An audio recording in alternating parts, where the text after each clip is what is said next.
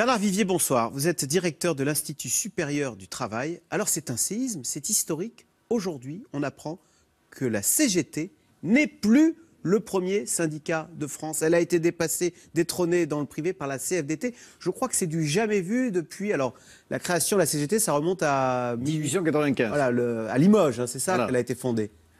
Oui, mais ce n'est pas depuis 1895 que la CFDT est en compétition avec la CGT, puisque la CFDT est née à partir de la CFTC 1919, elle est née en 1964. Mais la CGT a toujours été numéro 1. Exactement. Et ça, sans être un séisme, c'est un événement à caractère quasi historique. Oui, en effet, tout le XXe siècle et le début de ce XXIe siècle ont été marqués par une CGT leader du monde syndical.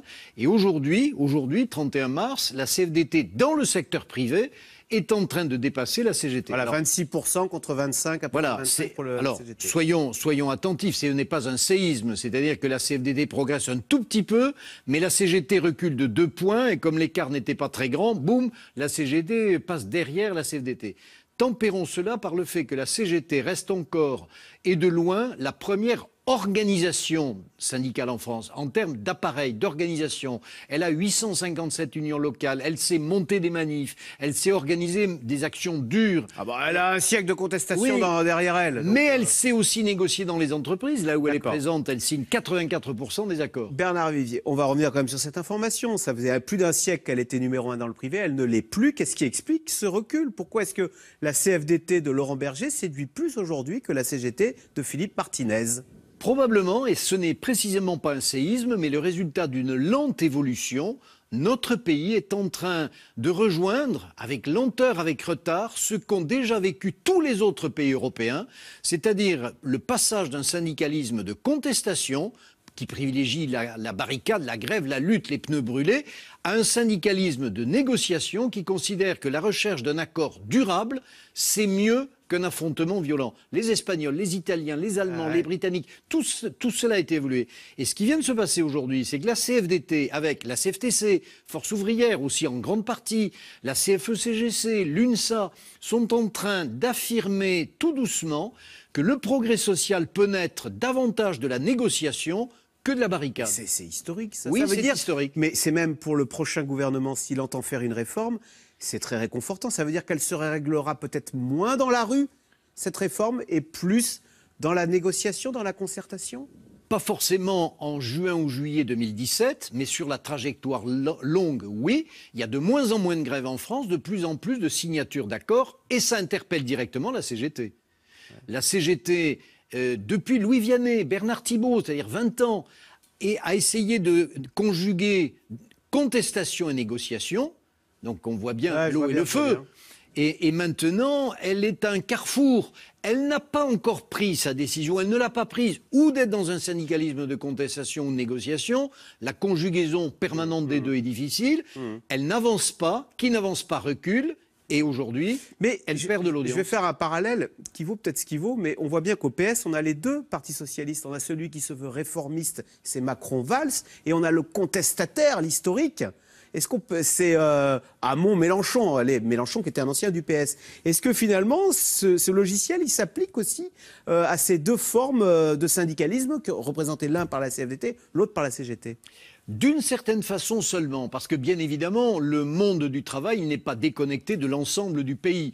Et les 16 millions de salariés du privé, les 5,5 millions de fonctionnaires respirent, fonctionnent comme les 40 millions d'électeurs français. Bien évidemment, ils en sont une composante centrale. Néanmoins, la nature syndicale n'est pas de faire de la politique. La nature syndicale, c'est d'organiser le marché du travail. Alors, les uns par la grève, les autres par la négociation, mais de parler emploi, formation professionnelle, logement, conditions de travail, rémunération. Donc, la nature syndicale est toujours beaucoup plus réformiste que la nature politique qui se prête à davantage de clivage. Tout à l'heure, on disait que c'était peut-être une bonne nouvelle pour le futur gouvernement que de voir un syndicat réformisme gagner finalement. Maintenant, est-ce que pour le patronat, c'est une bonne nouvelle? Je m'explique. Est-ce que ça n'était pas pratique pour le MEDEF que d'avoir une CGT qui disait toujours non, mais qui au fond était isolée, était hors sol et n'obtenait jamais rien, face à une CFDT qui savait obtenir ce qu'elle voulait? Après tout, les 35 heures, le compte pénibilité qui empoisonne aujourd'hui, disent le patronat, c'est la CFDT qui l'a obtenu. Oui, ce qui vient de se passer va aussi obliger le monde patronal à réfléchir sur sa fonction, son utilité. Il y a dans le monde patronal pas mal de réflexes lutte de classe. Vous savez, pour monter une barricade, il faut être deux. Voilà. Donc il y a beaucoup de patrons qui sont contents d'avoir la CGT sur qui cogner parce que la CGT vous cogne. Bon, aujourd'hui, il va falloir mûrir. La question, par exemple, du paritarisme, qui était très décrié parfois dans le monde patronal, mais c'est quoi le paritarisme? C'est la construction à deux, patronat et syndicats, c'est la construction du progrès social au débouché de la négociation collective. Et si la CGT peut entrer dans une telle logique, en restant ce qu'elle est encore, la principale organisation syndicale, tout le monde sera heureux, MEDEF compris. Oui, on rappelle qu'en Allemagne, les syndicats sont au conseil d'administration des entreprises. Ça veut dire que les patrons doivent accepter de partager le pouvoir avec les syndicats. Alors qu'en France, la logique était, comme vous le disiez, les barricades. Oui, mais en Allemagne, les organisations syndicales comprennent, acceptent et font la promotion d'une économie sociale de marché. Et ne sont plus sur un registre marxiste-léniniste. Est-ce que c'est pas un peu curieux de voir que dans ces élections professionnelles, finalement, ce sont les modérés qui sont en train de gagner ou de grappiller des points, alors que dans le vote à la présidentielle, et Bruce Toussaint en parlera juste après, qui gagne des points, c'est le contraire. Ce sont les extrêmes, c'est le vote contestataire. Et comment expliquer ce décalage entre le vote professionnel où on est modéré et le vote à la présidentielle où on est plutôt contestataire? Mais une fois de plus, parce que la pratique syndicale, elle pousse à la réforme, elle ne pousse pas à la contestation. Vous savez, quand dans une entreprise, l'accord d'intéressement va produire l'équivalent d'un mois de salaire, qu'on soit CGT, CFDT, CFTC ou FO, on signe, parce que les collègues de travail, ils vont toucher l'argent. Après, les débats politiques, les choix de société, on l'exprime. Et du reste, c'est ce qui est aujourd'hui inquiétant pour les organisations syndicales, c'est que des expressions contestataires s'expriment en leur rang, contestataires, c'est-à-dire extrême droite, extrême gauche. Les organisations syndicales savent faire barrage aujourd'hui, mais on voit bien que Marine Le Pen, Jean-Luc Mélenchon ont une audience dans les rangs des organisations syndicales, pas dans les appareils, pas dans les militants, mais à la base. Le monde du travail, il n'est pas très différent de l'ensemble du monde électoral français. Ce que vous êtes en train de me dire, c'est qu'à la CFDT, Laurent Berger a beau dire que pour lui, le Front National, c'est l'épouvantail, il est un peu bousculé par des adhérents, je parle aussi des autres syndicats, qui ont des idées frontistes. On sait que sur les chantiers navals, on n'est pas loin de dire que s'il y avait un syndicat frontiste, il serait le premier syndicat des chantiers navals. Oui, attention, il n'y a pas d'un côté les élites syndicales qui ont conscience du danger de l'extrême droite ou de l'extrême gauche, et puis à la base une inconscience. Non, mais il y a une présence des partis politiques qui vont chercher l'électeur sans s'intéresser à l'appareil syndical.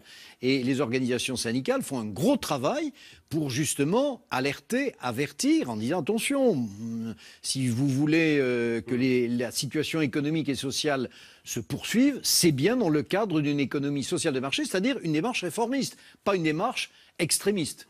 La CGT n'est plus, on l'a dit, le premier syndicat dans le privé. C'est un coup dur pour Philippe Martinez. Il va être contesté. La CGT va devoir se remettre en question. Philippe Martinez ne va pas être contesté. L'organisation syndicale est bien derrière lui, avec lui. Mais Philippe Martinez va devoir poursuivre et accentuer l'effort de réorganisation de la CGT. Et la CGT est très consciente que les branches professionnelles doivent être plus actives, que l'action dans les territoires doit être plus active. La CGT est puissante dans les territoires, 857 unions locales. Mais la CGT a un problème d'adaptation de son outil syndical aux attentes des salariés. C'est le grand chantier que mène en ce moment la CGT. Merci beaucoup Bernard Vivier d'être venu nous commenter cette information de la journée. La CGT n'est plus le premier syndicat dans le privé. Merci, je rappelle donc directeur de l'Institut supérieur du travail. Vous restez avec nous tout de suite. Bruce Toussaint, c'est dans l'air, le Front National, inébranlable, imperméable aux affaires et qui séduit les ouvriers, le monde agricole également. Marine Le Pen, c'est dans l'air est intitulé ce soir, Marine Le Pen à l'assaut du plafond de verre.